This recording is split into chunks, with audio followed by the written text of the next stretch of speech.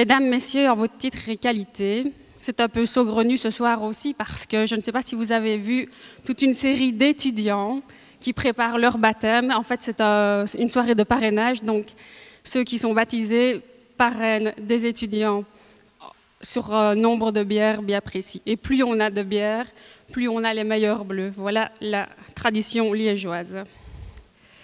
Je suis très heureuse de vous accueillir ce soir à l'occasion de ce jeudi santé sur le thème de l'alcool et les jeunes, organisé par le pôle promotion et animation de la province de Liège. La recherche identitaire, l'importance de l'appartenance au groupe et la recherche de sensations fortes sont autant de facteurs qui peuvent motiver les jeunes, consciemment ou non, à expérimenter de nouveaux comportements.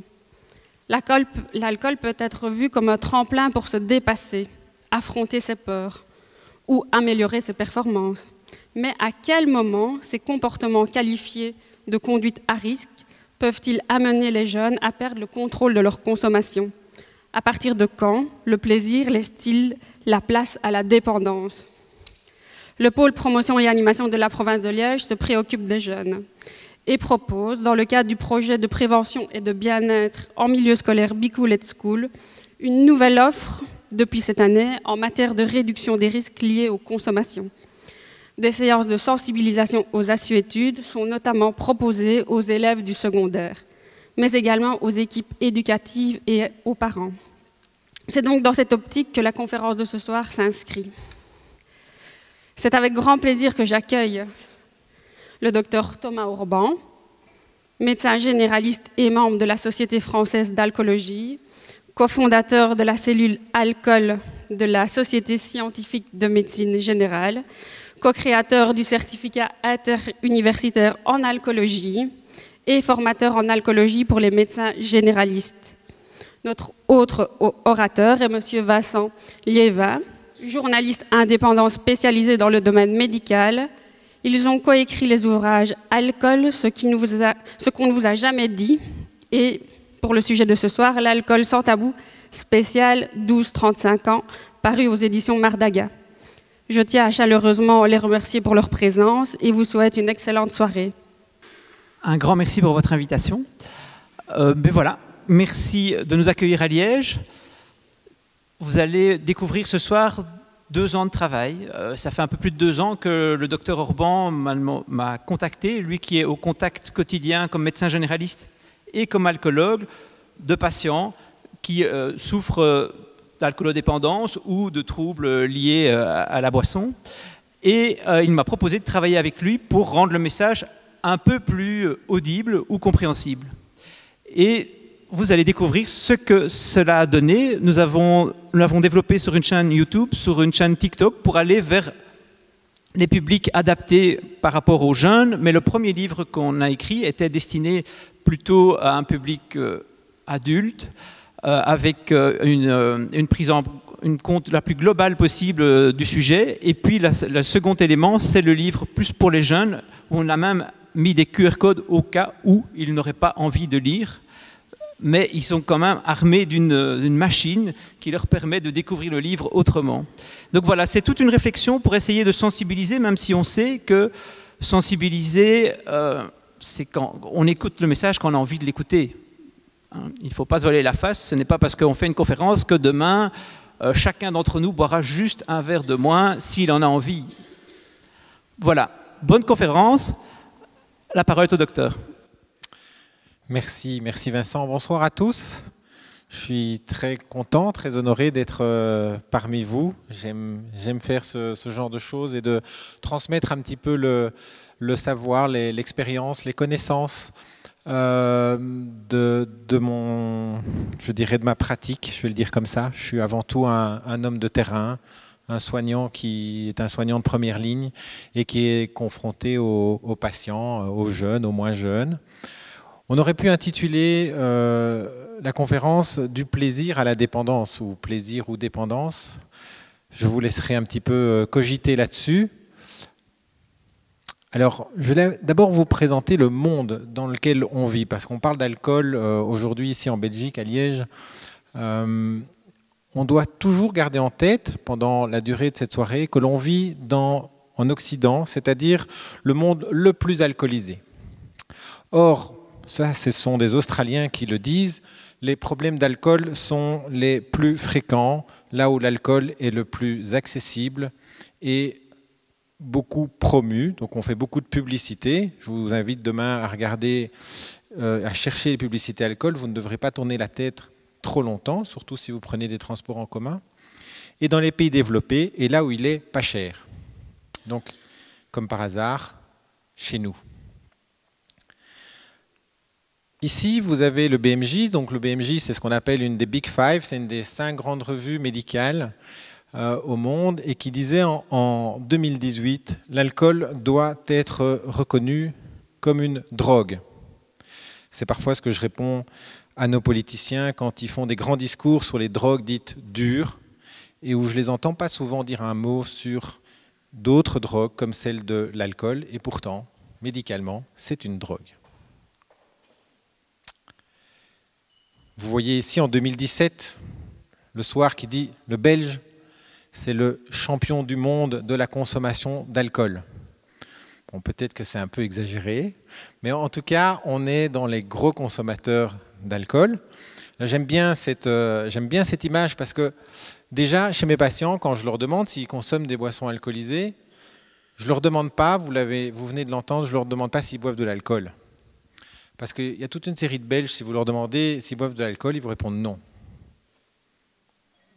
Et puis vous leur demandez s'ils boivent de la bière, ils disent bien sûr. Donc la bière, ce n'est pas de l'alcool. La marque que vous voyez là, d'ailleurs, est le sponsor principal de la Jupiler League, c'est-à-dire de la D1 de football, tant chez les hommes d'ailleurs, et maintenant, depuis cette année, chez les femmes. Donc pour vous dire à quel point c'est entré dans notre quotidien. Or, l'alcool est plus dangereux que l'héroïne et le crack. Si on met sur une échelle, je dirais, de dangerosité et de dégâts les drogues, eh bien, vous allez trouver en numéro 1 l'alcool. Si on les met sur une échelle d'addictivité, en numéro 1, vous aurez l'héroïne. Et puis vous aurez la cocaïne, la nicotine, les barbituriques et enfin l'alcool. Mais quand on regarde les dégâts, vous trouvez d'abord l'alcool. Et l'alcool, c'est 3 millions de morts chaque année dans le monde. Vous voyez que c'est bien plus que la Covid qui nous a fait faire des décomptes assez macabres tous les jours à la télévision. Ici, il n'y a pas de décompte. Et pourtant, depuis que je parle, il y en a déjà eu pas mal puisque c'est 6 morts par minute dans le monde. Je suis désolé de commencer la soirée par une note aussi difficile, mais c'est comme ça. Alors, un plaisir ou un problème, pour un médecin comme moi, c'est souvent un problème quand même. Et ce n'est pas toujours des problèmes comme la cirrhose ou la pancréatite ou des choses comme pareilles. Ce sont aussi des problèmes liés aux violences. Pas plus tard que tout à l'heure, je vois une femme qui boit parce que ça l'aide à supporter la violence psychologique de son homme, comme elle dit. Depuis des années, ça lui permet de se taire. Parfois, elles sont victimes, pas toujours que les femmes d'ailleurs, des violences sous l'emprise de l'alcool, de leur homme également. Donc vous voyez que ça donne pas mal de difficultés. Une qu'on oublie souvent, c'est aussi les problèmes liés à l'alcool pendant la grossesse. Donc là, ça va toucher les enfants dès le début. Ça va donner des enfants qui ont un syndrome d'alcoolisme fœtal avec un faciès, un visage qui est particulier et des atteintes au niveau cognitif, donc au niveau cérébral, qui vont les handicaper dans leur vie future. Et c'est parfois important d'y penser aussi quand on a des enfants qui ont des difficultés dans leur évolution. Alors pour parler le même langage, je voudrais que vous reteniez ceci. Donc en alcoolologie, on parle en unité d'alcool ou en verre standard. Je vous en ai mis tout plein pour que vous puissiez retrouver ce que vous avez l'habitude de consommer ou ce que vos proches ont l'habitude de consommer. Donc l'unité alcool, ça correspond à 10 grammes d'alcool pur, 10 grammes d'éthanol. En fait, c'est ça qui est important pour moi, c'est-à-dire quand je sais combien quelqu'un consomme en unité d'alcool, je peux savoir combien il consomme de grammes d'alcool pur. ce qu'on appelle un verre standard, c'est un verre de l'alcool, de cet alcool normalement rempli de cet alcool. Donc un verre de vin normalement rempli de vin, un verre de whisky normalement rempli de whisky, un verre de bière normalement rempli de bière. Jusque-là, vous suivez encore tous? Bien. Donc une pils, ça fait 25 centilitres, c'est 10 grammes d'éthanol. Un verre de vin, c'est 10 centilitres. Alors là, je vous invite, la prochaine fois que vous allez boire du vin, à regarder si vraiment ça fait 10 centilitres. Vous allez voir, ce sont des petits verres. Je faisais un tour l'autre jour chez Ikea et je cherchais un verre ballon 10 centilitres. Impossible à trouver. Ils font tous minimum 15 à 20 centilitres. Hier soir, j'étais au restaurant et on m'a changé mes verres en me disant « c'est quand même plus sympa de boire dans des grands verres ». Je n'ai rien dit évidemment, mais donc on m'a versé évidemment 15 centilitres minimum. Donc attention, l'unité d'alcool c'est 10 centilitres. Le verre de champagne aussi. Si vous voulez travailler en bouteille, la bouteille de vin, c'est 7 unités. Chez nos amis du Nord, en Flandre, c'est 7,5. Ça me paraît un peu plus juste au niveau arithmétique, mais chez les francophones, et c'est comme ça en France aussi, en Suisse aussi, au Canada aussi, c'est une bouteille égale 7 unités. La bouteille de whisky, c'est 22 unités. On a un petit problème avec les bières, puisque la Pils de 25, c'est une unité, la 33 fait une unité et demie, les canettes de 50, parce qu'en Belgique, c'est souvent des canettes de 50 quand même, c'est déjà 2 unités, mais si vous prenez une bière spéciale, eh bien, vous devez compter que ça fait minimum 2 unités et demie. Je vous ai mis un petit calcul en bas, vous prenez le degré x 0,3 et vous approchez assez bien aussi du nombre d'unités. On approche, ce n'est pas arithmétiquement juste, donc le degré x 0,3, une chimée bleue à 9 degrés x 0,3, ça fait 2,7. Bien, alors si vous avez bu hier, avant-hier, ce week-end, fermez les yeux et vous calculez le nombre d'unités que vous avez calculé sur ce jour-là. Et puis vous réfléchissez le nombre d'unités que vous avez consommées la semaine dernière. Ce sera important parce que tout à l'heure vous en aurez besoin. Je ne viendrai pas vous le demander avec mon micro, évidemment. Et donc, c'est important de savoir combien on consomme d'unités. Un petit truc, je vous ai mis une application qui s'appelle Dry January, que vous pouvez télécharger sur un smartphone, et vous pouvez enregistrer tous les jours ce que vous consommez en unités. C'est assez sympa pour voir, tiens, quel est le nombre de jours où je ne consomme pas pendant la semaine.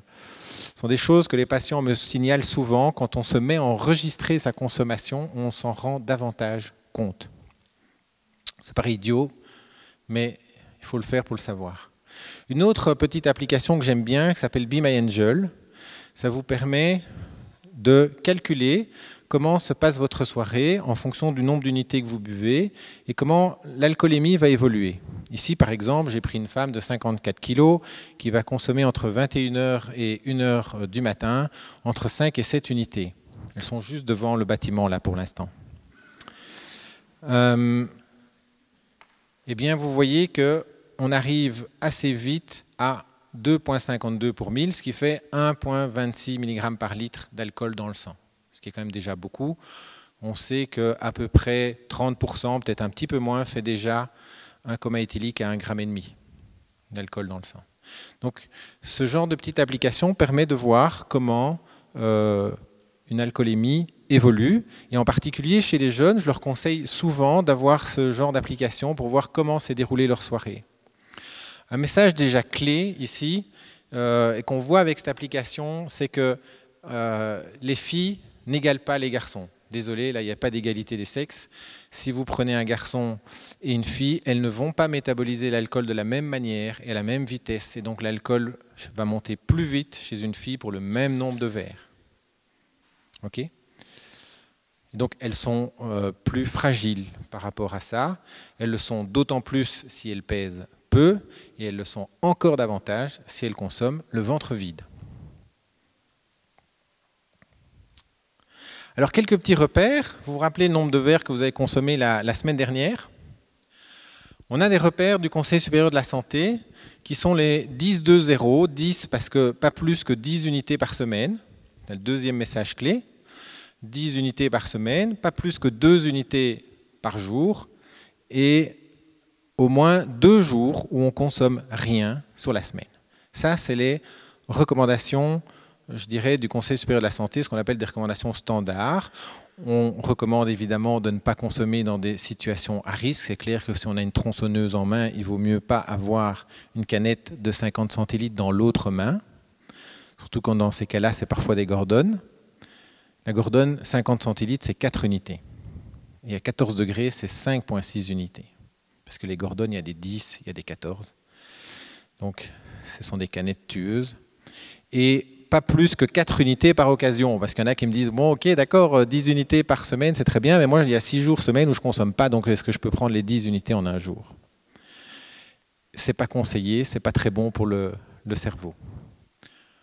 Ok? C'est clair pour tout le monde, ça? On va y revenir, vous allez voir, donc ça sera utile de garder ça en tête.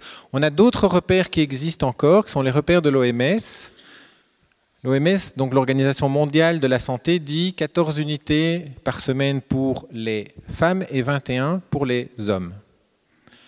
C'est toujours suite à cette différence homme-femme dont je vous ai parlé tout à l'heure. C'est beaucoup plus ancien. Quand j'ai commencé l'alcoolologie, c'était 28 pour les hommes. 28 unités sur une semaine, c'est quand même beaucoup, hein. Ça fait 4 verres tous les jours. Pas en situation en risque de grossesse et toujours moins de 4 unités par occasion. Comment est-ce qu'on est passé de cette recommandation-ci à cette recommandation-là? Simplement par des études, dont une qui est une étude centrale de plus de 600 000 personnes suivies pendant des années. Et on a pu montrer en fait que quand on dépassait 10, on avait une conséquence ou deux qui étaient importantes. La première, c'est qu'on allait vivre moins longtemps. Donc on meurt plus vite. Et les années passées avant le décès sont en moins bonne santé. Donc, en français dans le texte, on meurt plus vite et on est plus longtemps malade. Ça, c'est dès qu'on dépasse le seuil de 10 unités. Alors, c'est statistique, hein, ça veut dire que c'est sur 600, 650 000 patients, suivis pendant pas mal d'années. Il y a des gens, forcément, ça ne leur arrivera pas tant qu'ils ne dépassent pas 20, 30 unités, mais d'autres, ça leur arrivera dès qu'ils dépassent 5. Donc, ce n'est pas un cut-off pour chacun, c'est une statistique, il faut pouvoir le situer tel quel. C'est pour ça qu'on appelle ça des repères. Les Canadiens vont un peu plus loin, ça risque de vous refroidir peut-être. Eux, ils disent, voilà, dès qu'on dépasse 2 unités par semaine, on est dans une consommation dite à risque. Je pense qu'on est beaucoup alors à avoir une consommation à risque ici ce soir. Hein, puisque c'est par semaine.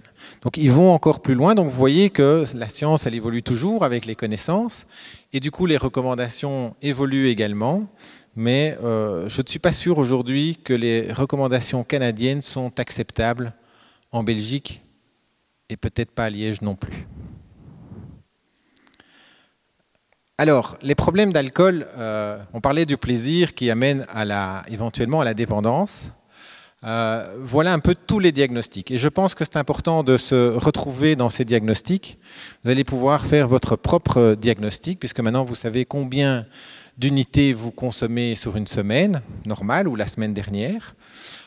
Vous avez des gens qui ne boivent pas du tout, donc c'est l'abstinent à gauche.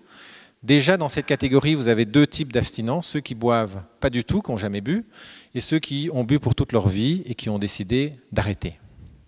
Ce n'est pas le même profil de patient, ils n'ont pas le même risque pour leur santé. Vous avez l'usage à faible risque, j'y reviendrai, et enfin vous avez l'usage à risque, ça c'est les gens qui dépassent les seuils. Donc en clair, si vous dépassez les seuils dont je vous ai parlé, disons 10 unités semaine, que vous n'avez aucun problème de santé connu à l'heure actuelle, vous avez ce qu'on appelle un usage à risque. C'est facile, je bois trop pour ma santé, je la mets potentiellement en danger, c'est rien d'autre. L'usage nocif, ce n'est pas une question de seuil ou de quantité, c'est une question de conséquences. On passe dans cette catégorie-là quand justement on a des conséquences liées à sa consommation. Est-ce que vous avez quelques idées de conséquences de consommation qui peuvent arriver et qui seraient fréquentes? Pardon?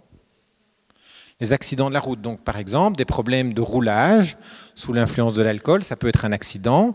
Moi, j'ai pas mal de patients qui me sont envoyés par le monde judiciaire, et donc certains par le juge, d'autres par les avocats. Ils essayent de récupérer leur permis ou de le conserver, c'est différent.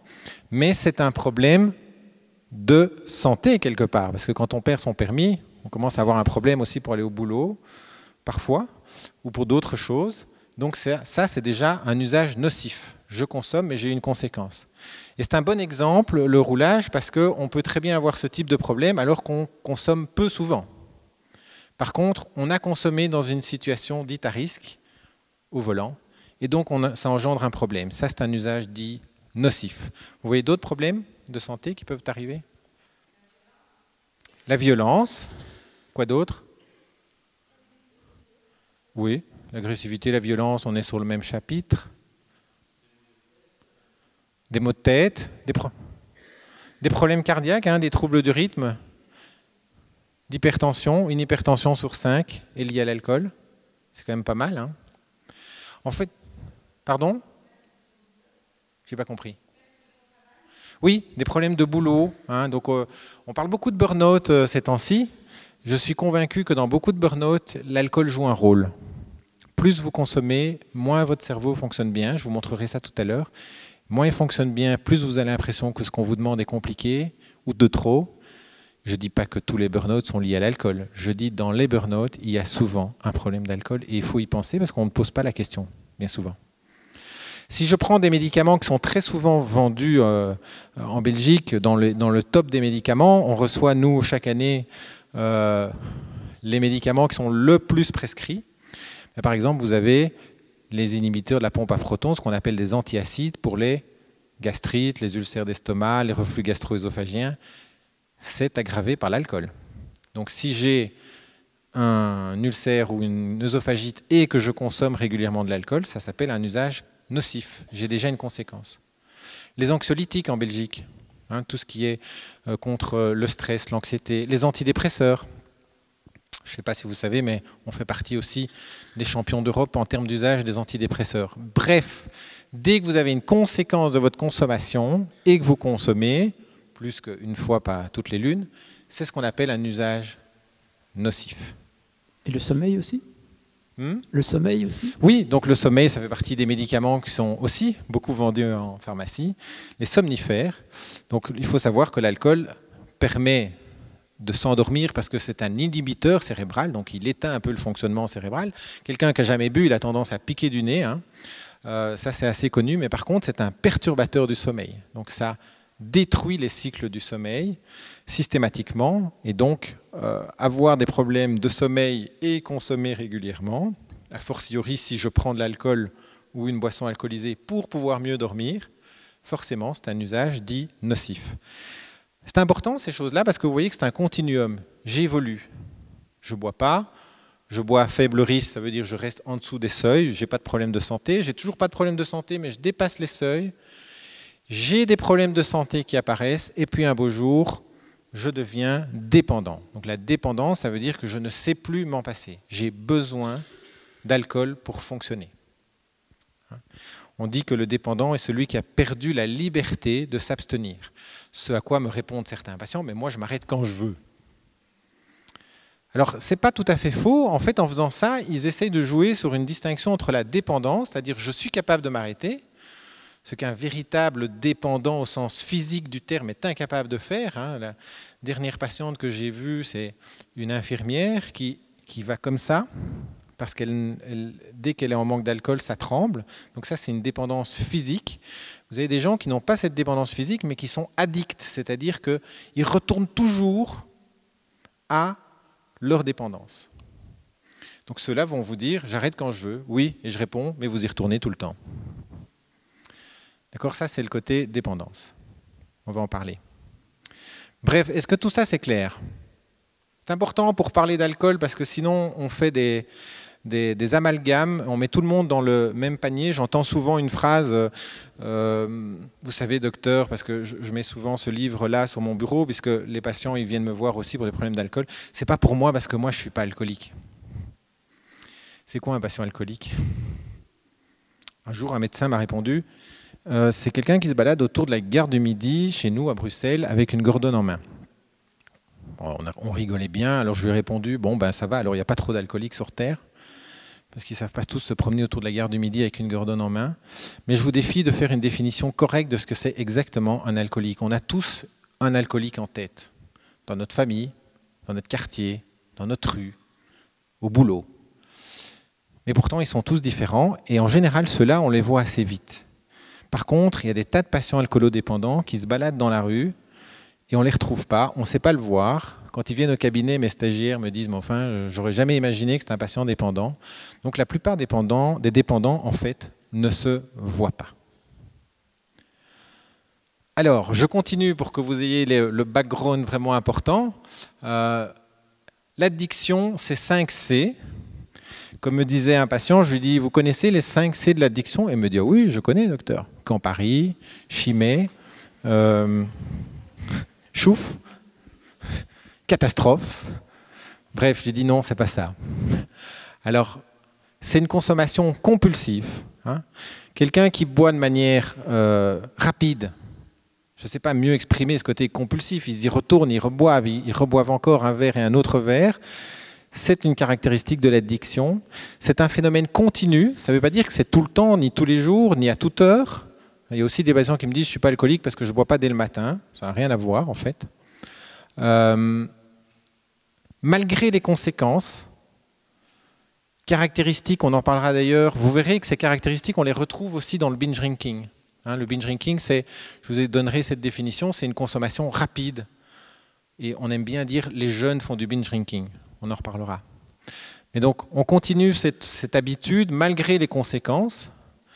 On perd systématiquement le contrôle et on a le craving. Le craving, c'est l'envie irrésistible de consommer. Quand vous avez les 5 C qui sont présents, là, il y a une addiction. C'est clair ? Pour donner l'exemple de compulsif, c'est quand on est à table, voir quelqu'un qui vide rapidement son verre par rapport à d'autres. Oui, c'est un petit exercice. Bon, moi, je suis une déformation professionnelle, donc je ne sais pas m'empêcher de regarder les gens consommer. Et un truc qui est impressionnant, c'est de voir des gens, on sert un verre, et puis ils sont là 2 minutes après, ils disent « c'est vide, je suis déjà à marée basse, vous ne pouvez pas servir encore un verre ?» Ça va très vite.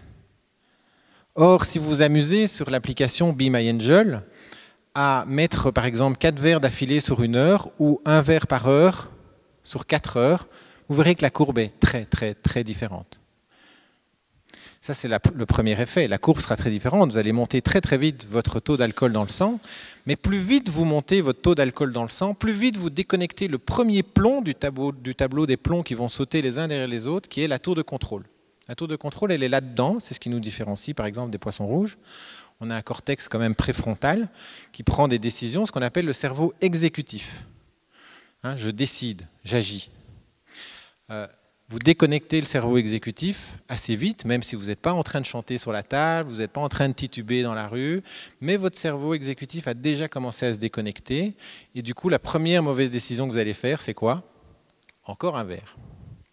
Donc, plus vite on boit et plus fréquemment on boit, plus on va perdre le contrôle. Ça, c'est, j'ai envie de dire, c'est quasi arithmétique. Le dernier plomb qui saute, c'est le décès, c'est quand on passe du coma éthylique au décès. Alors on va parler du cerveau, parce que chez les jeunes on parle de cerveau également. Ça utilise un circuit dans le cerveau, comme toutes les drogues. Donc l'alcool va utiliser ce circuit que j'ai repris à Laurent Carilla, qui est un professeur de psychiatrie en France, qui est addictologue. Je vous invite d'ailleurs à regarder ses vidéos sur YouTube. Laurent Carilla, c'est vraiment quelqu'un qui est extrêmement pédagogique. Et il nous a fait cette belle image du système de la récompense qui va utiliser différents endroits du cerveau avec différentes compétences. Et si je mets les circuits cérébraux, vous avez par exemple le système de la récompense qui va intervenir, qui est un système assez primitif chez nous et chez beaucoup d'êtres humains d'ailleurs, chez beaucoup d'animaux aussi, qui est un système archaïque et qui fait qu'en fait on peut vivre. Si j'ai faim, je mange. Je dis souvent en rigolant, si se reproduire était pelant, je pense qu'on ne serait pas beaucoup sur Terre. Hein, donc c'est la même chose, il y a quelque chose qui doit être plaisant pour subvenir aux besoins de la vie. Ça, c'est le système de la récompense qui va intervenir dans ce circuit. Le circuit de la mémoire aussi, c'est-à-dire je garde en mémoire le fait de quelque chose qui était plaisant. Ah oui, boire une bonne chouffe, c'est bon. J'ai envie d'y retourner, ça m'a donné un chouette effet. La mémoire va jouer ce rôle. La motivation aussi, puisque je me souviens que c'était sympa et que ça m'a donné du plaisir, ça me motive à me déplacer jusqu'au bout de la rue pour aller en chercher une. Donc le circuit de la motivation. Et enfin, un circuit qui est le contrôle inhibiteur, pour contrôler les choses de manière adaptée, en fonction des situations. Je ne vais pas me dire, par exemple, ben tiens, là je suis au boulot, c'est sympa cette chouffe, je vais aller m'en chercher une maintenant et je vais la boire. Normalement, vous avez quelque part un système de contrôle qui vous dit, ben non, c'est pas maintenant. Ça, c'est plutôt le soir, entre nous, avec des amis, mais pas n'importe quand. Ou bien, j'ai déjà bu 2 verres, 3 verres, je vais arrêter. Et l'alcool va faire une débalance en fait dans ce circuit. Vous allez avoir quelque part le système de besoin de récompense, de plaisir qui va augmenter et la capacité de notre cortex à avoir ce contrôle inhibiteur va, elle, diminuer. En clair, vous avez un go qui monte et vous avez un stop qui diminue plus vous consommez d'alcool. Ça va jusque-là ? J'ai essayé de simplifier le système de la récompense, mais c'est important parce qu'on va parler du cerveau de nos jeunes, justement.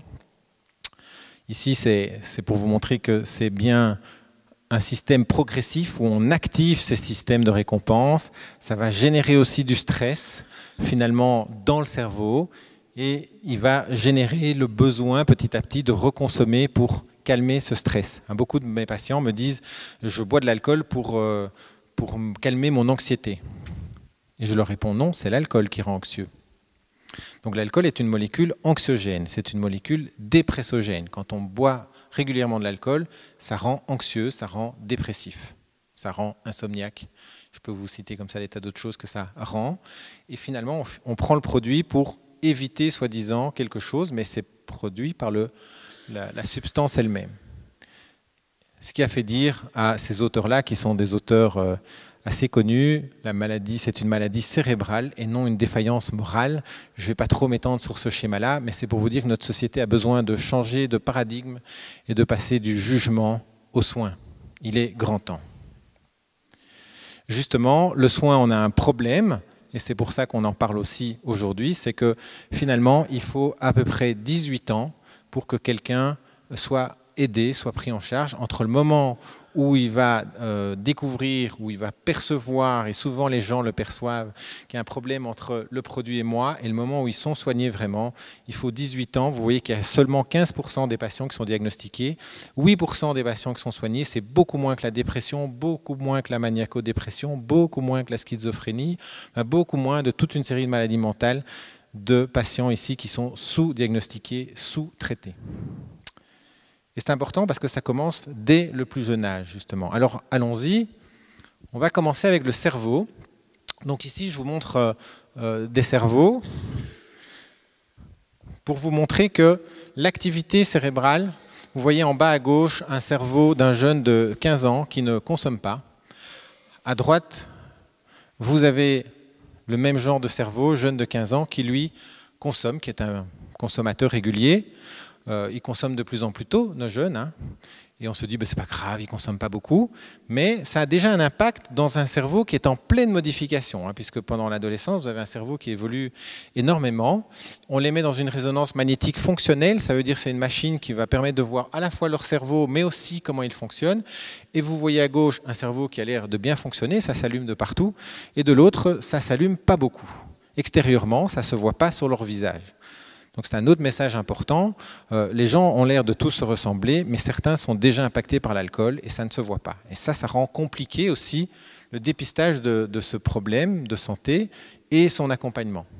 Je rappelle d'ailleurs que l'alcool est une des seules drogues qui est neurotoxique. Si vous regardez le cerveau qui est à droite, en haut, c'est le cerveau d'un homme de 43 ans qui est alcoolodépendant. Je n'ai pas de calculateur de surface, mais si vous regardez sa matière grise, je pense qu'il doit y en avoir 2 fois moins que dans un cerveau normal qui est à gauche. Extérieurement, sauf peut-être le visage, ces 2 personnes, de nouveau, vont se ressembler. Mais vous avez un cerveau qui est extrêmement impacté. Alors si on regarde maintenant un peu plus profondément que simplement les tissus, on va voir de l'électricité dans le cerveau, c'est-à-dire on mesure des potentiels évoqués. C'est un peu comme si, quand vous achetez un ordinateur, vous regardez à quelle vitesse votre ordinateur fonctionne. Hein. Si c'est un ordinateur puissant, moins puissant, on n'utilise plus d'Atari de nos jours, c'est trop lent. On va utiliser quelque chose de rapide.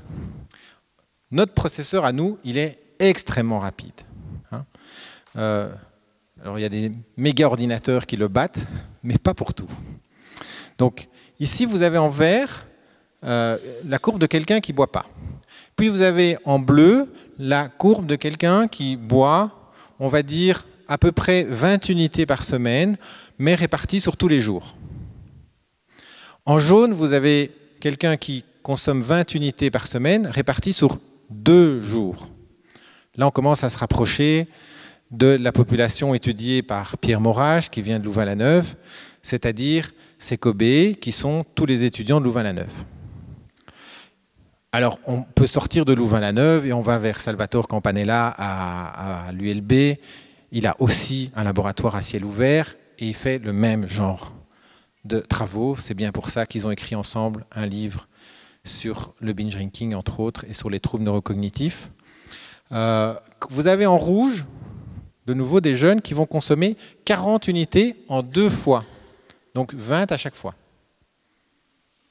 Alors, vous allez me dire, c'est beaucoup 20 ou pas?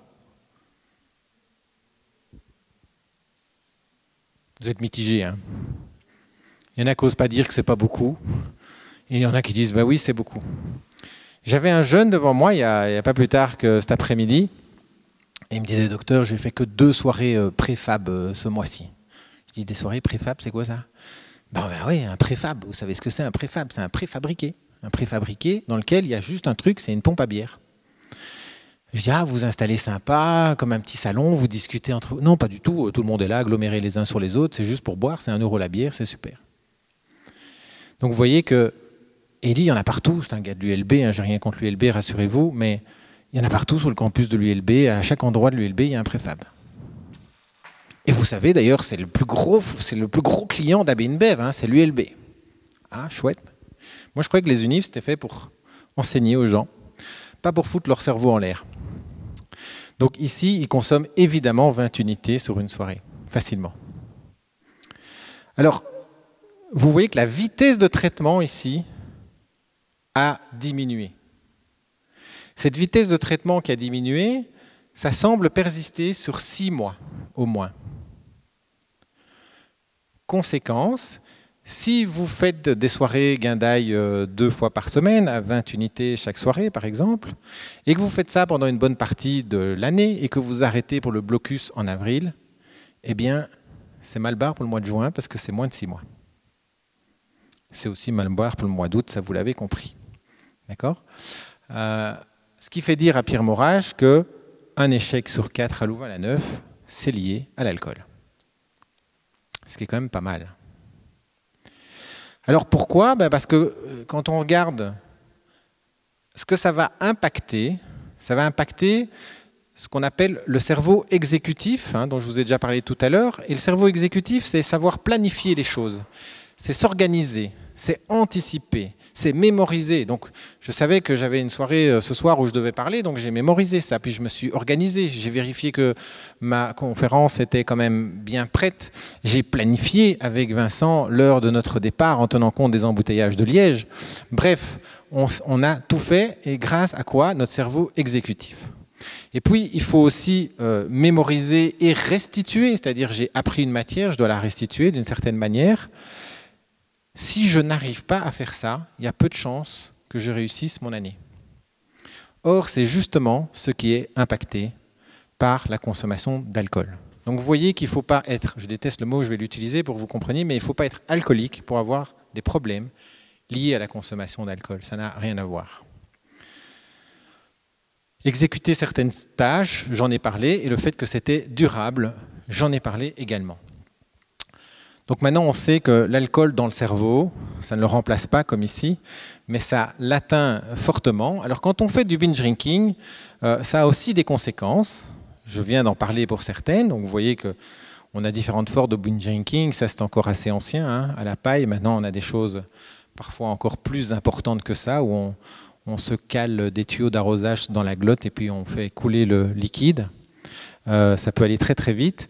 Le binge drinking, petite définition, c'est grosso modo consommer par exemple plus que 6 unités par occasion ou consommer plus que 4 pour les femmes et 6 pour les hommes. Enfin 7 ou 6, ça dépend parce qu'il y a différentes définitions. J'aime bien celle des Américains qui est le NIAAA là. pour arriver à un taux d'alcool qui est quand même de 0,8 g. Donc on consomme vite, 6 ou 7 verres, en moins de 2 heures, il y a une question de timing, avec souvent, de manière consciente ou inconsciente, un objectif d'avoir un effet psychotrope, c'est-à-dire le fonctionnement cérébral va changer. Ça, c'est du binge drinking.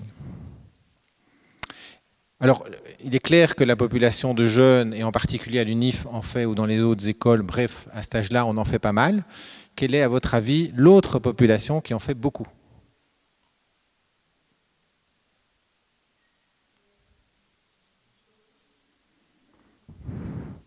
Ce n'est pas une question d'activité, c'est une question d'âge. Ah oui, j'aime bien votre réponse parce que c'est toujours ce qu'on entend. Les jeunes quand même, ils font du binge drinking. Les 45-65. Surtout ne regardez pas vos voisins.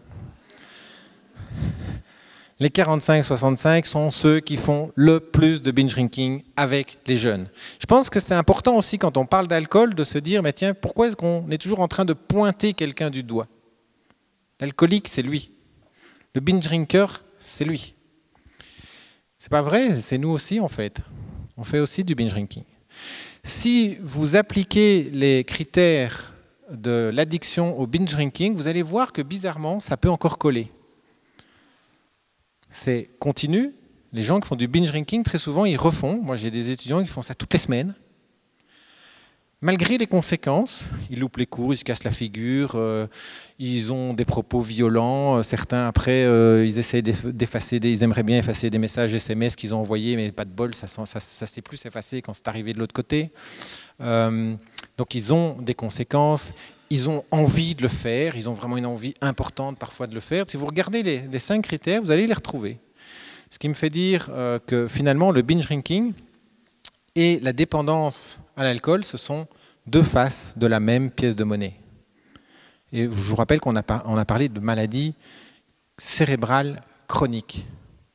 Une des dernières publications d'ailleurs de cette revue, Alcool et alcoolisme, c'était en septembre. Qu'est-ce qu'elle montre? Elle montre qu'en fait, il y a des facteurs de vulnérabilité, qu'on peut être plus sensible à ces problèmes d'alcool et en fonction de la présence de certains gènes. Donc on sait déjà que dans la maladie de l'alcool, la génétique pèse un certain poids, on a l'habitude de dire 50%. Je demande à tous mes patients l'histoire familiale au niveau de l'alcool et très souvent je retrouve papa, grand-papa, un oncle, un cousin. Donc on retrouve une histoire dans laquelle la génétique a un rôle à jouer. Et ici, vous avez des études qui continuent d'avancer sur ce sujet et qui montrent qu'en fait, vous avez des gens qui sont fragiles. Le problème, c'est qu'ils ne le savent pas. Et c'est associé aussi à des troubles de régulation des émotions, d'impulsivité. Et tiens, la particularité d'un cerveau plus jeune, donc d'adolescent par exemple, c'est d'être très sensible aux émotions, très sensible aux récompenses. Ils aiment les sensations fortes, ils aiment les choses qu'on ressent assez fort. D'avoir par contre une capacité de régulation des choses qui a plutôt tendance à diminuer ou d'être moins évidente. Un jugement qui n'est pas toujours tout à fait approprié encore, parce qu'ils sont en train de se former là-dedans. Des côtés de planification, ça dure assez longtemps. Moi, j'ai la chance d'avoir des filles qui sont justement dans cet âge 25, 21, 20. On voit quand même qu'à 25 ans, ça commence déjà à planifier, à mieux s'organiser qu'à 20 ans. Je ne sais pas si vous avez des jeunes de cet âge-là, mais les plans qui changent, le matin, on vous dit A, et puis le soir, ça se passe B. C'est comme ça tout le temps. Donc, il n'y a pas vraiment de planification. C'est normal, ça fait partie de leur cerveau. Cerveau, vous voyez sur la gauche, qui évolue progressivement. Et une des dernières choses qui va, je dirais, clôturer cette évolution, c'est justement ce fameux cortex frontal, là où vous avez un centre de décision, ce que j'appelle la tour de contrôle. Un cerveau n'est pas terminé avant l'âge de 25 ans. Donc, si on met de l'alcool tôt dans un cerveau, on va le voir, ça peut avoir des conséquences, évidemment. Ce cerveau va se remodeler en permanence pendant toutes ces années-là. Il va vraiment évoluer, même, j'ai envie de dire, sur le plan anatomique, il y a des changements qui se font. Et imaginez que là-dedans, on va aller mettre de l'alcool, une drogue neurotoxique. Ici, je vous le montre simplement d'une autre manière, c'est qu'à l'adolescence, vous avez plus d'impulsivité, vous avez moins de rationalité, et quelque part, ce n'est pas du tout une critique. Heureusement que les ados ont ça, parce que sinon, je ne suis pas sûr qu'ils sortiraient de leur chambre. D'ailleurs, aujourd'hui, quand ils sortent pas de leur chambre, on vient me voir en disant « Docteur, il ne sort plus de sa chambre, il ne veut plus aller à l'école, c'est un problème. » Donc, au contraire, il faut qu'ils sortent, il faut qu'ils découvrent le monde, et ce cerveau est adapté à ça, à les découvrir. Mais ces particularités-là vont le rendre plus fragile aux effets de l'alcool. C'est pour ça qu'on recommande d'ailleurs de ne pas consommer en dessous de certains âges. Je rappelle d'ailleurs qu'en Belgique, il y a une loi qui interdit de proposer ou de présenter ou de vendre de l'alcool à un jeune en dessous de 16 ans et que cette loi ne s'applique pas qu'au magasin. Donc, si vous proposez un verre d'alcool à un jeune au sein de votre famille, vous êtes strictement hors la loi. D'accord ? Alors, je ne suis pas là pour être le flic de service, mais c'est pour rappeler des choses qui existent et qu'on a trop tendance à oublier. On a malheureusement fait la différence entre des spiritueux et des non spiritueux. Je vous ai montré tout à l'heure qu'en fait, il n'y a aucune différence. Il n'y a pas d'alcool fort ou d'alcool faible. Ça, c'est une invention de l'esprit. Il n'y a que l'eau qui est forte parce qu'elle porte les bateaux, mais en dehors de ça, il n'y a aucune différence. L'alcool, c'est de l'éthanol et c'est la même éthanol dans toutes les boissons. La seule différence, c'est la concentration. Mais c'est le même alcool. Les Hollandais ont fait 18 ans pour tout le monde. Je pense que c'est bien. Et certains disent ce serait encore mieux si c'était 21 ans. Mais c'est très difficile d'entendre ce genre de choses. On en reparlera peut-être un petit peu aussi.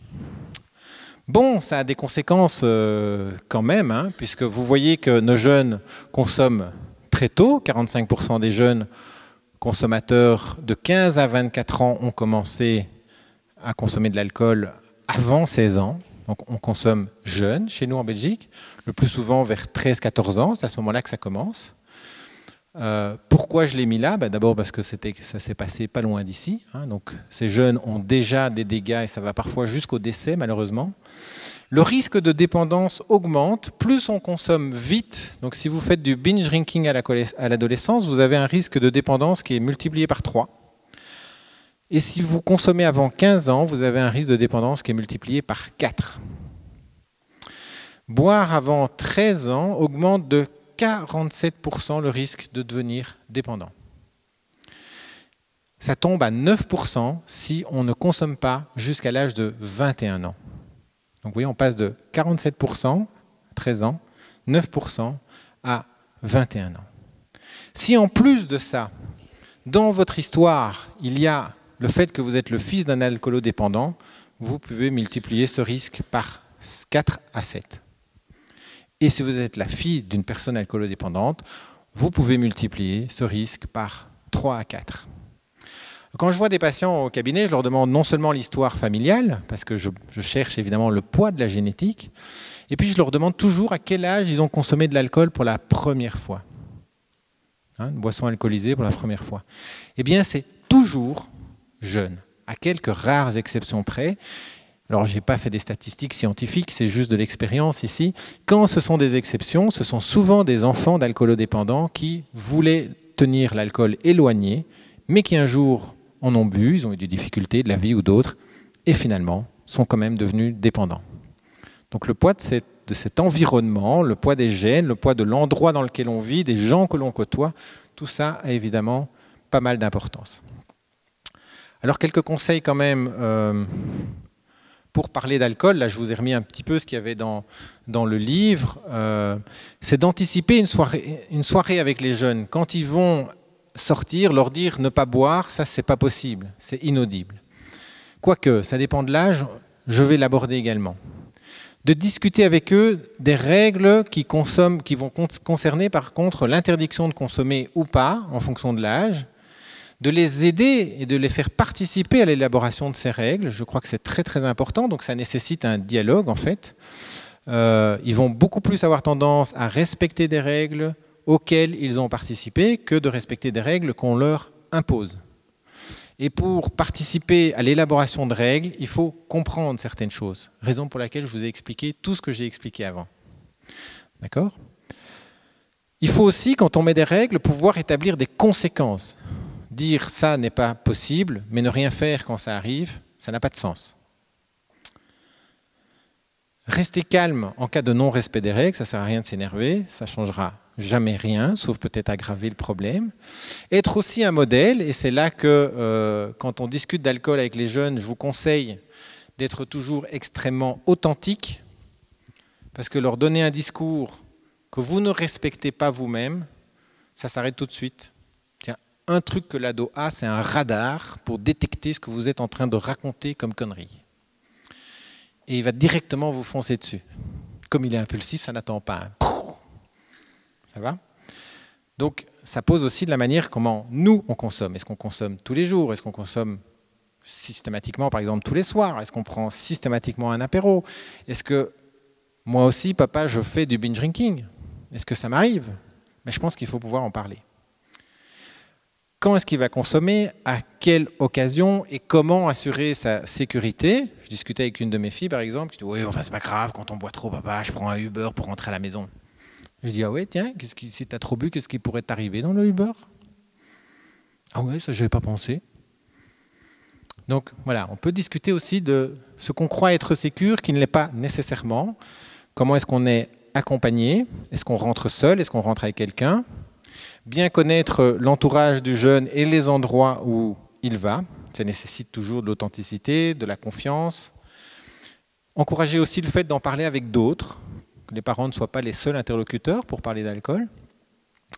Et évidemment, un ado ou un jeune qui a une bonne estime de lui, c'est quelque chose d'important parce qu'on sait bien qu'ils vont probablement moins faire de mésusage d'alcool et de drogue que d'autres. En fonction de l'âge, 8 à 11 ans, vous allez me dire, mais vous êtes tôt là quand même, 8 à 11 ans. Ben non, 8 à 11 ans, ils peuvent déjà parfois consommer de l'alcool. Un truc qui a changé aussi dans notre société par rapport à avant, c'est que, ça c'est un sociologue qui a publié ça dans un article, c'était un peu toute l'évolution de comment on consommait de l'alcool dans nos sociétés. Avant, je vais prendre un peu une image d'Épinal, on faisait la fête au village, tous ensemble. Toute la communauté. On préparait tous cette fête et c'était le même jour, tous en même temps. Et donc c'était les plus âgés, les plus anciens, qui veillaient aussi sur les plus jeunes. Et les plus jeunes s'initiaient à ce moment-là à la consommation d'alcool.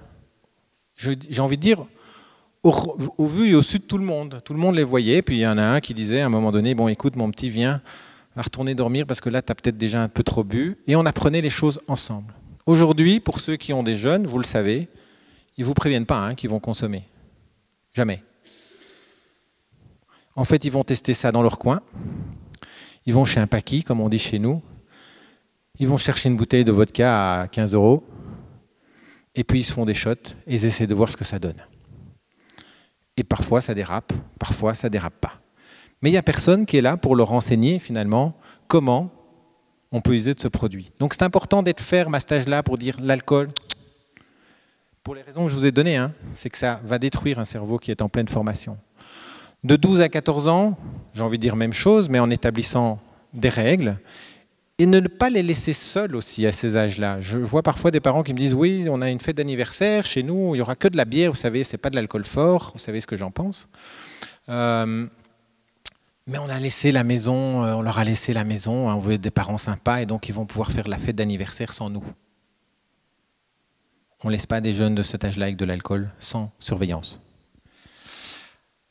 Même chose à 15-16 ans, là c'est plutôt surveiller où ils vont, ce qu'ils font, avec qui ils sont, et leur parler. Vous avez vu qu'on ne peut malheureusement que tabler sur le dialogue et la confiance pour pouvoir parler de ces choses-là. Et c'est aussi le fait d'en parler au fur et à mesure de l'existence, de la vie d'un jeune, d'un enfant d'abord et puis d'un ado, qui fait qu'on peut petit à petit établir ce lien autour de l'alcool. Et puis 17-18 ans, même chose, il faut garder des liens importants pour pouvoir discuter avec eux de tiens, comment est-ce que ça se passe dans ton groupe de copains, pourquoi est-ce que vous consommez, à quelle occasion vous consommez. Et alors, petit à petit, les choses vont apparaître. Ils vont vous parler aussi de leurs copains, de leurs copines, des difficultés qui sont apparues pour les uns, pour les autres. Et vous voyez d'ailleurs déjà chez les jeunes comme ça dire « Oui, non, mais ça arrive à Mathieu, mais moi, ça ne m'arrivera jamais. » C'est bizarre, alors on dit tous la même chose pour l'alcoolodépendance. Lui est alcoolique, mais moi, je ne serai jamais alcoolique. Il faut savoir qu'on a à peu près 250 000 alcooliques en Belgique. Donc, ça veut dire qu'il y en a quand même beaucoup qui sont trompés. Voilà un petit peu un panorama de ce que c'est la consommation d'alcool et de ce qu'elle peut, j'ai envie de dire, amener chez les jeunes. J'imagine que vous avez des questions et c'est maintenant qu'on va en discuter. Merci.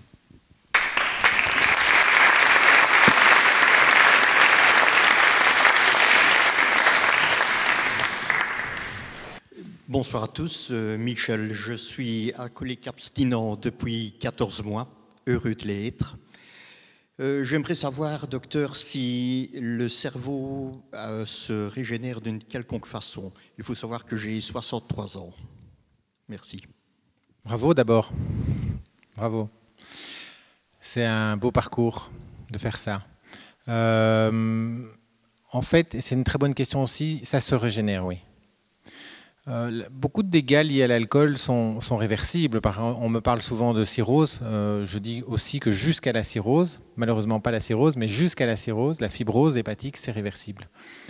Les dégâts cérébraux, c'est aussi réversible. On sait aujourd'hui qu'après un sevrage, par exemple, 15 jours après un sevrage, une grande partie du cerveau a repris sa taille normale. Alors les gens me disent, mais comment ça se fait que je suis tellement fatigué, je ne bois plus ? Et je leur dis, c'est juste New York qui est en train de se reconstruire dans votre tête. Donc vous imaginez, là, quand les tours se sont abattues, il faut tout reconstruire. Ben, c'est ça qui se passe dans le cerveau d'un patient alcoolodépendant qui est arrêté. Donc c'est énormément de boulot. À la fois au niveau des connexions, à la fois au niveau de ce que les cellules vont exprimer sur leur surface, et à la fois au niveau de ce qui se passe à l'intérieur du noyau cellulaire. Il y a toute une série de choses qui changent. Maintenant, il y a des travaux qui semblent montrer qu'il y a des choses qui sont moins réversibles que d'autres. Par exemple, la mémoire. Le centre de la mémoire a tendance à moins bien récupérer, voire pour certains trucs, à pas bien récupérer du tout. C'était pour demander pourquoi certains dépendants sont dans le déni. Quelles sont les différentes raisons, même si elles doivent être diverses? Oui, il y a différentes raisons au déni. Vous avez raison. J'aime bien comment... La première raison, c'est nous. Ce que je veux dire par là, nous, c'est l'entourage, c'est la famille, c'est le médecin. Je dis souvent, poser la question de l'alcool, ça s'apprend. Si je demande à un patient, vous buvez, vous avez déjà pas envie de répondre, en fait. Si vous rentrez et que votre conjoint dit, t'as bu? Hein, t'as bu? Mais si, je sais bien que t'as bu. Mais vous n'avez qu'une envie, c'est de vous taire. Vous voyez, il ment, hein? Vous voyez, il ment. C'est comme ça que ça se passe dans mon cabinet. Et je leur dis non, c'est pas comme ça que ça marche en fait, ça ne sert à rien. Il le sait bien qu'il a bu. Ça c'est le déni, j'ai envie de dire basique, c'est-à-dire c'est action-réaction. Vous créez une manière de communiquer qui n'est pas dans l'écoute, la bienveillance, l'empathie et la compréhension, mais vous êtes plutôt dans une fonction qui est plutôt moralisatrice, stigmatisante. Ça va créer le déni. Notre société crée le déni. Vous pouvez dire sans problème, demain soir, nous serons vendredi, donc vous allez voir vos potes, vos amis. Moi, je suis un bon vivant. J'ai coutume de dire que c'est les premiers morts, mais enfin, peu importe. Donc, je suis un bon vivant. Et ça passe très bien en Belgique. Si vous dites, moi, je suis un alcoolique, ça tombe à plat. Il y a beaucoup de bons vivants qui sont des alcooliques. Hein. Vous voyez que juste le terme, ça vous change de catégorie. Et ce stigma-là fait que je n'ai pas envie de le dire. Même les patients qui me connaissent bien, ils savent bien que je ne suis pas comme ça. J'ai encore eu un WhatsApp cette semaine. Docteur, j'ai rechuté, j'ai honte de venir vous voir. C'est une maladie. Mon patient diabétique, il n'a pas honte de venir me voir.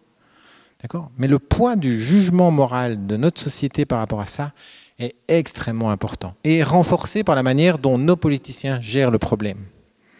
Vous avez suivi, comme tout le monde, ce qu'a pu dire un Conor Rousseau. Qu'est-ce qu'il a dit? Oui, mais enfin, j'étais ivre.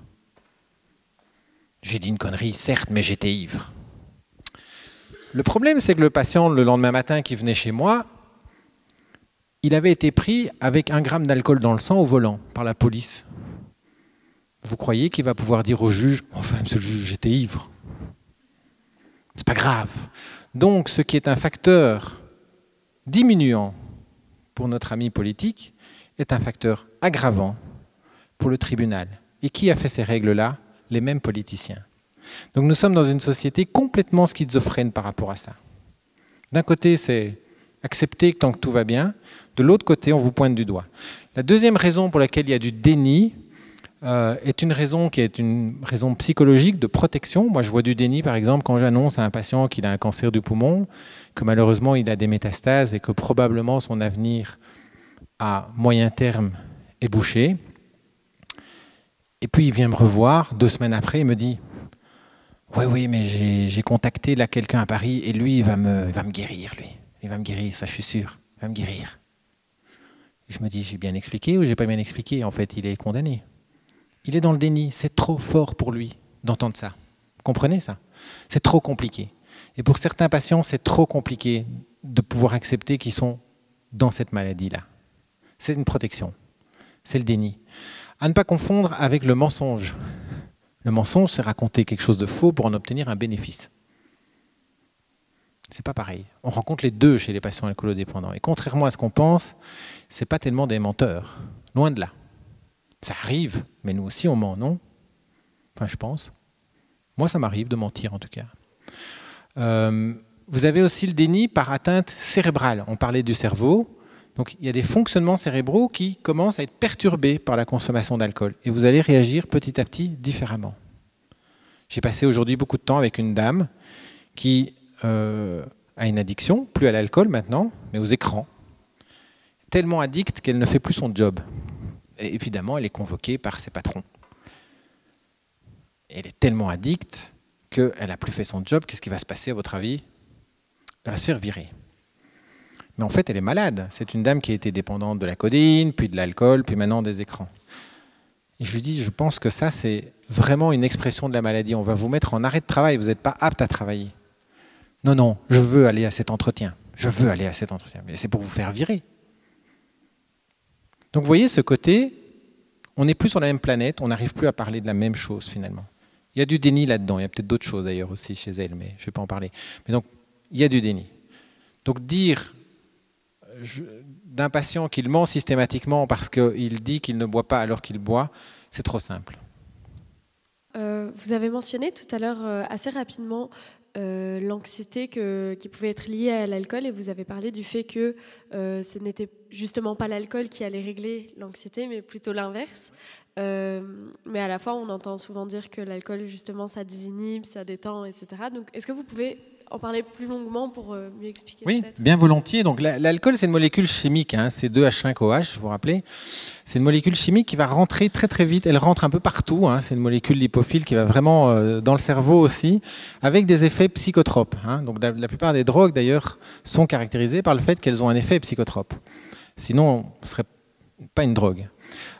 Et un des effets à court terme, que beaucoup d'entre vous connaissent, c'est quoi? C'est l'anxiolyse. Ça me détend. Et pour l'alcool, l'euphorie. Je suis plus joyeux, je suis plus agréable. C'est ce qu'on appelle aussi un lubrifiant social. Je ne vous connais pas, mais si je bois d'alcool, je vais venir vers vous, je vais vous dire plus facilement bonjour, tiens, comment vous allez, vous faites quoi dans la vie, patati patata. Je parle plus facilement, je suis plus sociable. Ça, c'est l'effet immédiat. Il ne faut pas grand-chose comme éthanol pour faire ça. Si vous continuez à consommer, ça va se transformer en des choses moins agréables. L'effet à moyen terme, c'est juste l'inverse. Ça vous rend anxieux, stressé. L'anxiété, l'angoisse par exemple, c'est quoi? C'est une forme exagérée de la peur. J'ai peur, mais je ne sais même pas pourquoi. Je ne me sens pas bien, je suis anxieux, je suis angoissé. Ça va jusque-là. Et donc, comme ils connaissent le premier effet, et que notre cerveau nous rappelle toujours les bonnes choses et moins les mauvaises, je dis souvent heureusement parce que sinon on vivrait terré dans notre lit, il dit mais tu te rappelles, ça marchait quand même pas mal pour se détendre. Là, comme tu es stressé, prends un coup, ça va aller mieux. Et chaque fois que vous buvez, vous êtes en train de faire tourner la roue un peu plus vers l'accentuation de cette anxiété chronique. Quand je vais au cabinet, c'est la même chose pour la dépression, c'est le même mécanisme. Je vois arriver des gens au cabinet, ils ont quasi tous un antidépresseur et un anxiolytique. Et ça sert à rien. Je leur dis, ça marche? Non, ça ne marche pas bien. Ben non, ça ne marche pas bien parce que l'alcool, ça fait juste l'inverse et que c'est beaucoup plus fort. A contrario, quand vous arrêtez l'alcool, ils vous disent très souvent, ah, je suis beaucoup moins anxieux. Je dis, c'est marrant, vous en preniez pour être moins anxieux et maintenant vous me dites que quand vous en prenez plus, vous êtes moins anxieux. Mais c'est quoi le problème alors? Voilà. Bonjour. Vous parliez en fait de la maturation du cerveau qui se termine à 25 ans. Et en fait, c'était pour savoir, parce que là, vous avez répondu au monsieur que c'était réversible par après. Mais est-ce qu'au niveau vraiment de la maturation, il y a des dégâts qui peuvent être irréversibles? C'est une bonne question. Je pense qu'on n'a pas encore la réponse complète à cette question-là. Donc, c'est ce qu'on sait, effectivement, c'est que introduire des dégâts dans ces moments de maturation du cerveau, ça va donner des impacts sur le long terme. Et que c'est aussi ça qui doit nous motiver à mieux protéger dans notre société les jeunes de l'alcool. Vous m'avez jamais entendu dire ce soir de ne rien boire, jamais. Mais par contre, la manière de boire et comment encadrer la consommation, ça veut dire la vente aussi, la disponibilité. Un exemple que je donne souvent, c'est si je vous demande aujourd'hui la marque de la bière pas chère ou la moins chère, la plus connue, vous allez tous me la citer, ou pour beaucoup, et pourtant elle fait jamais de pub. Jamais. Ce qui veut dire que le facteur prix est un facteur majeur dans l'usage du produit. Or, en Belgique, ça reste pas cher. Dans les préfabs à l'ULB, c'est 1 €. C'est pas cher. Donc, vous voyez qu'on peut agir sur différentes choses pour protéger le cerveau de nos gènes, mais on sait que introduire l'alcool à ce moment-là, ça va donner des dégâts plus tard, parce que ça a perturbé des fonctionnements et que c'est probablement ces perturbations-là qui restent. Merci à vous pour la clarté de vos propos. On a évoqué bien sûr l'attention qu'un adulte pouvait avoir vis-à-vis de ses enfants au fur et à mesure de sa progression en âge. Mais qu'est-ce qu'on peut faire par rapport à des connaissances, des amis adultes voilà, qui sont dans ces problèmes face à un déni ou voilà, comment est-ce qu'on peut agir le plus adéquatement possible, parce que parfois on se trouve face à un mur ou voilà, etc. Il y a le côté aussi affectif qui joue, voilà. Alors en fait, vous pouvez mettre les jeunes et les adultes dans le même panier à ce niveau-là. C'est-à-dire que la question c'est, est-ce qu'on a un rôle, qu'on soit jeune ou moins jeune d'ailleurs, à jouer? Et je réponds toujours, bien sûr. L'être humain est un animal social, donc on ne va pas laisser les gens seuls s'enfoncer dans les ennuis, qu'ils soient tout jeunes. Ça, c'est la protection au cours d'une soirée. Je dis souvent, quand vous sortez entre jeunes, surveillez-vous les uns les autres pour détecter à temps quand ça va trop loin, quand c'est trop, et aider quelqu'un qui partirait plus vite qu'un autre à s'arrêter. C'est extrêmement important puisque vous avez compris, j'espère, et c'est un message clé de ce soir, nous ne sommes pas égaux devant l'alcool. Ça, il faut arrêter de croire ça. Et un des problèmes de cet aspect moralisateur de la société, c'est que vous avez 95% des individus qui ne pigent pas pourquoi il y a 5% qui font différemment. Et qui disent, puisque moi je sais le faire, comment ça se fait que lui il ne le fait pas? Et s'il ne le fait pas, c'est qu'il n'a pas envie. S'il avait envie, s'il avait un peu de volonté, il le ferait. Ben non, parce qu'il n'est pas comme vous, tout simplement. Il n'a pas le même cerveau, il n'a pas la même génétique, il n'a pas la même fragilité. Et donc il faut s'entraider. Alors comment être? J'en ai parlé quand même un petit peu. Il faut éviter d'être dans le jugement. Il faut, tu dois, c'est comme ci, c'est comme ça. Si tu ne fais pas ci, c'est parce que tu n'es pas comme ça. Ça ne marche pas. Ça fait qu'une chose, il va se recroqueviller encore plus sur lui-même. Et dans ses mains, en général, il y aura la bouteille. Donc ça ne marche pas du tout. Par contre, lui parler de la souffrance, lui parler de votre intérêt pour lui, de ça m'inquiète, c'est beaucoup plus désarçonnant. Quand vous avez quelqu'un qui vient gentiment vous dire, tu sais, je m'inquiète pour toi. Je veux bien, je peux t'aider. J'ai des patients qui viennent accompagnés par leur meilleur ami qui a pris le téléphone et qui m'a appelé. À certains endroits, on ne peut pas prendre rendez-vous si ce n'est pas le patient qui appelle. Personnellement, je trouve ça idiot. Idiot, parce que parfois le patient il ne peut plus appeler. On a appelé la semaine passée une clinique pour un patient, parce qu'il m'a dit, si vous pouvez le faire, moi je me sens incapable de faire ça. Alors qui va le faire alors? Donc, Là, on a pu le faire. C'est quelque chose qu'on peut faire, par exemple. Qui viennent accompagnés par leurs amis à la consultation aussi. J'en ai qui sont venus accompagnés par leur patron. Donc vous voyez, des choses extraordinaires. Et pourquoi pas? Et pourquoi pas? L'important, c'est la justesse du lien. Mais donc, en parler, nommer les choses, c'est important. Je dis souvent, l'alcool tue, certes, mais notre silence par rapport à l'alcool tue encore plus. J'ai une petite question, enfin j'en ai deux en fait, qui n'ont pas à voir l'une avec l'autre. La première, c'est qu'on entend souvent l'idée que les alcooliques, et j'en soigne aussi, font de nombreux sevrages. Ce que l'on dit aussi, c'est qu'un sevrage entraîne également des conséquences au niveau cérébral avec certaines lésions qui sont... On ne sait pas trop bien si elles sont quantifiées aussi importantes que lorsqu'on continue à consommer. Mais je suis toujours en difficulté par rapport à ça lorsque j'ai des patients qui reviennent une fois, 2 fois, 3 fois, 4 fois, 10 fois peut-être. Et je suis toujours toute prête à les accueillir. Et parfois, je me pose la question de savoir est-ce que je fais bien? Je voudrais avoir votre avis par rapport à ça. Ça, c'est la première question? C'est la première question. Ok. Alors, vous avez raison, hein, on dit en raccourci qu'un sevrage, c'est entre 1 et 3 années de vie cérébrale perdue. Ça veut dire qu'on perd de la longévité cérébrale en faisant des sevrages. D'ailleurs, je ne suis pas ratologue, mais si on prend des rats qu'on crée alcoolodépendants, au bout de 3 sevrages, ils sont morts. Donc un cerveau ne résiste pas facilement à un sevrage. J'ai dit à monsieur, c'est Hiroshima dans votre cerveau. Donc c'est pour ça qu'on doit les accompagner et qu'on ne fait pas des sevrages sauvages. Je pense que la vraie problématique du sevrage, mais on s'éloigne du sujet de la soirée, c'est qu'aujourd'hui, on considère le sevrage comme l'antibiotique dans la pneumonie. Il a un problème d'alcool, on va lui taper un antibiotique et il va guérir. Donc en d'autres termes, il a un problème d'alcool, on va faire un sevrage et il va guérir. C'est tout sauf vrai. C'est tout sauf vrai parce que derrière, il n'y a rien. Hier, j'ai vu 2 patients qui sortaient d'une institution où ils ont fait un sevrage. Et je leur ai demandé, c'est quand votre prochain rendez-vous pour voir quelqu'un? Ah ben, j'ai un rendez-vous avec la psychologue, docteur, dans 3 mois. Il n'ira jamais à ce rendez-vous. Dans 3 mois, il aura rechuté. C'est dans les 48 heures qu'il faut les voir à leur sortie, pas dans 3 mois. Et ça, c'est un problème d'organisation des soins dans notre société actuelle. Un patient alcoolodépendant qui arrête de consommer, il doit être accompagné par une équipe à la sortie de son sevrage. Sinon, ça ne marche pas. Et dans l'équipe, il y a les patients, les groupes de pairs, et il y a les patients experts qui peuvent les aider aussi. Voilà pour ma première réponse.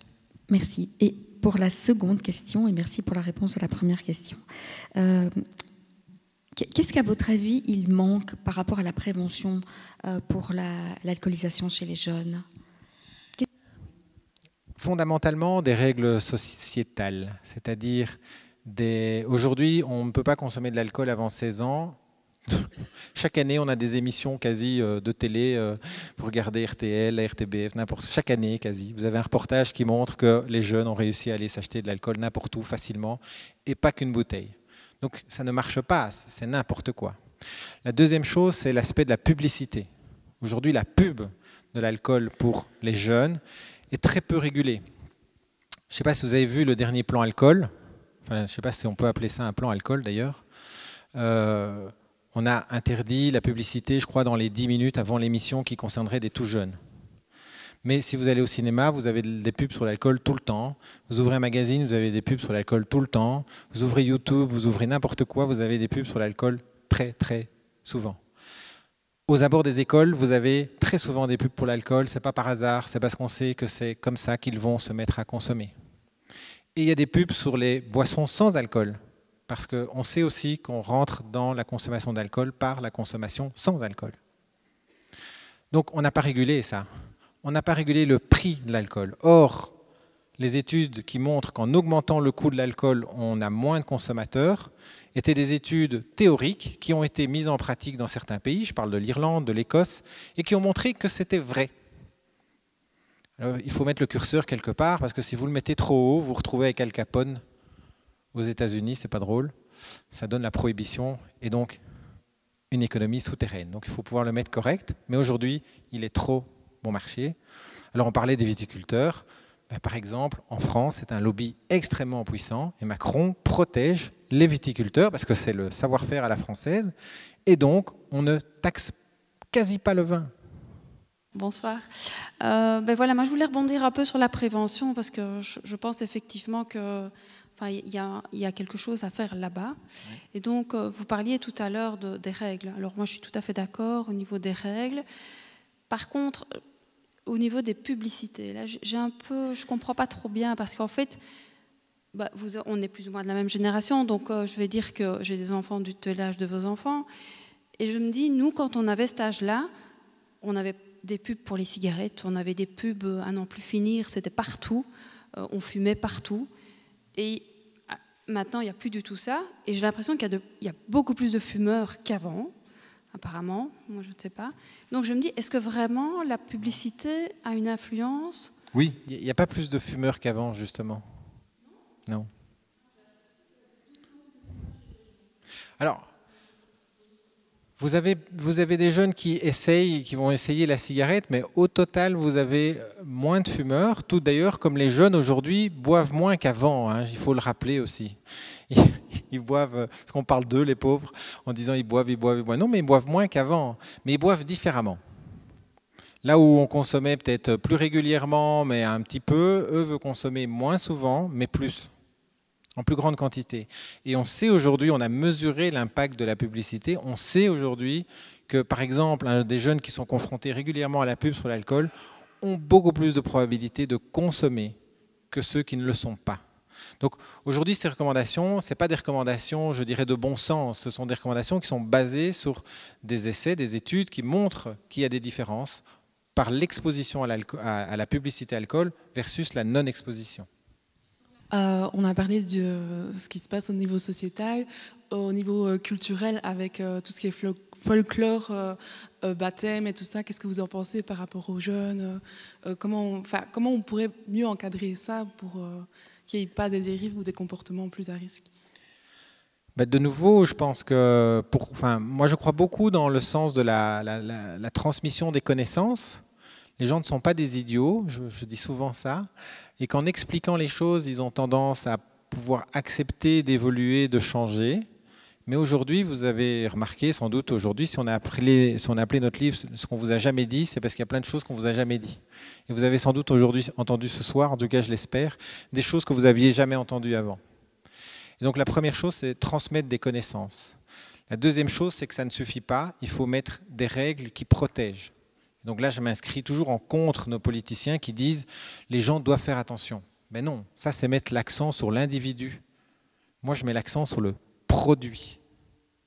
Il y a des individus plus fragiles que d'autres et on doit ensemble les protéger. On le fait pour des tas d'autres maladies. Hein. Vous ne pouvez plus aujourd'hui rénover une maison s'il y a de l'amiante dedans. Hein. Il faut l'enlever, quoi. On ne dit pas c'est de sa faute, hein, il a qu'à faire attention. Non, la société met des règles. Donc on doit mettre des règles aussi, mais tout ça doit se faire en dialoguant. Si vous imposez des règles, ça ne marche jamais. Mais ça reste aussi des règles qui sont des rites. Par exemple, ici, ce n'est pas des rites, mais ce que vous me racontez, c'est des rites d'initiation, des rites on parlait de parrainage. On est bien là-dedans. Ça ne va pas disparaître. Hein. Toutes les sociétés ont ça.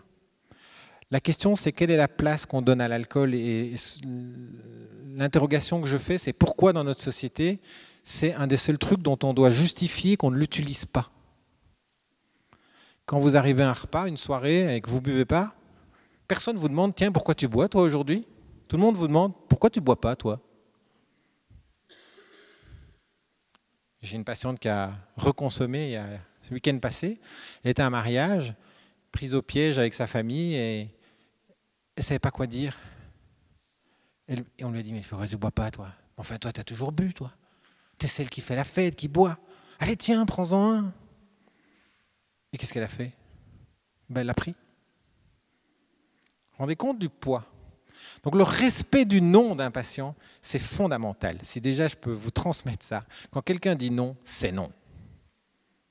Qu'est-ce que c'est que cette histoire de dire que oh, c'est bon de boire un verre de vin par jour parce que ça liquéfie ou je ne sais pas quoi dans le sang, ça donne pour le cœur, c'est bon pour la composition dans le sang, je ne sais pas quoi. Mais est-ce que c'est juste ou est-ce que c'est une idéologie, j'en sais rien. C'est une phrase que beaucoup de patients ont retenue, donc ils me disent « Ah, c'est bon, hein, docteur, pour la santé de boire un verre, pour le cœur ». Et en fait, c'est faux. Mais c'est tout le problème de la science, et on l'a beaucoup vécu d'ailleurs avec le Covid, hein, les connaissances qui évoluent au fur et à mesure, mais elles ont évolué aussi. Donc vous avez des études qui ont montré ça. Aujourd'hui, on a été revoir toutes ces études, on a été revoir leur méthodologie et on a trouvé les biais méthodologiques. Donc il y a des erreurs de construction d'études. Je ne veux pas vous rentrer dans les détails parce que je pense que ça va vous saouler, mais on a vraiment des erreurs de construction. Et on a même refait ces études-là en fonction de la génétique des patients. C'est faux. L'alcool n'est pas bon pour le cœur. Jamais.